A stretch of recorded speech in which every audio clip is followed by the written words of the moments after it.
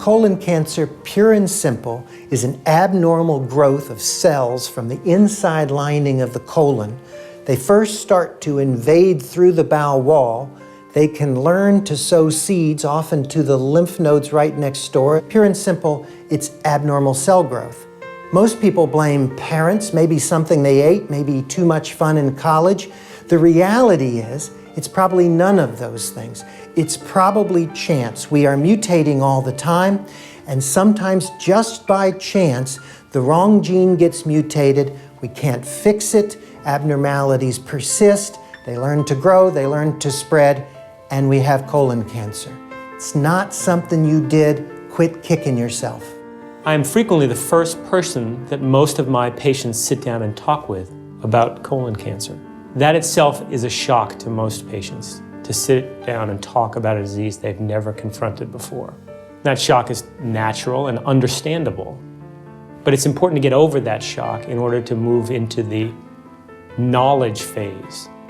So once you actually can start understanding the disease, you can start addressing it. I think there are 5 things that are important in order to determine your success rate for beating this cancer. And those 5 are faith, family, food or nutritional status, the responsiveness of their individual tumor to surgery, chemotherapy, and/or radiation, and your attitude. Addressing those 5 things, 4 of which are under your control, will help you beat this tumor. One thing that we all need to remember is that your doctor takes it personally when you as a patient are diagnosed with colon cancer, and as a team, we all want to work toward curing this disease and ridding you of the disease. This is something that once we get started, we all work together to move toward our ultimate goal, which is a complete cure, and every single case is curable. My name is Cindy, and I was diagnosed with stage 3 colorectal cancer at the age of 46 after a regular annual checkup by my gynecologist. It was a big shocker, and I really didn't believe what he had to say, but we knew the news wasn't good. A few days later, after some more tests, I was told that I had stage 3 colorectal cancer. As a single mom of 4 kids, I wondered what I was going to do, but I knew I was going to fight it. And the 4 children, I believe, were quite the reminder to get up every morning and have at it once again. My name is Rachel Yingling, and I was diagnosed at age 26 with stage 3 colon cancer. I'm currently in remission from cancer after surgery, a colon resection, and 6 months of chemotherapy. I had had abdominal pain for about 6 weeks, and since I was so young and not one to typically go to the doctor, I just assumed it was gas pain or some sort of stomach bug and ignored it for a long time. I finally got sick enough to go to the emergency room, and they found a tumor in my large bowel and admitted me from there. I've been in remission for 3.5 years now.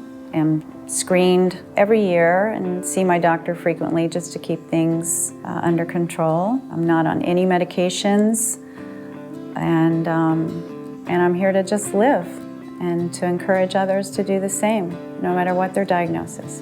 I'll admit that when I was first diagnosed with colon cancer, I didn't know the first thing about the colon or my intestines. I didn't know what it meant.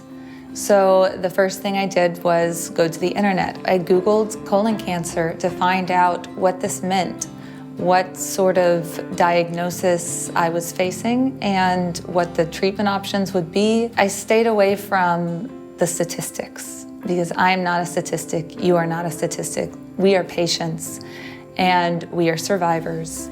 Now, if you do choose to look at those numbers, keep in mind that those are averages, and not everybody is the same. Every individual is different, and averages, statistics rely on a certain set of circumstances. So things like age, health, attitude even are different in every patient. The internet can be a fantastic resource. There's so much information out there. And even though every person is different, every situation and experience with cancer is different, it gives you a good idea of what you might need to be prepared for. It also arms you with the information and the questions that I think are essential to becoming your own advocate. As a mother of 4, I was concerned, what does this mean for my children? We started looking back at the family history. We saw there were more and more family members. This prompted the doctors to do genetic testing and found that I carried a gene for something called Lynch Syndrome. My children can now be tested for this gene, which gives them an edge on the whole cancer game. If testing positive for the gene, they can be monitored at a much earlier age than I was to keep any kind of cancer that would be relative to the Lynch syndrome at bay, and found much earlier so they could be treated much earlier.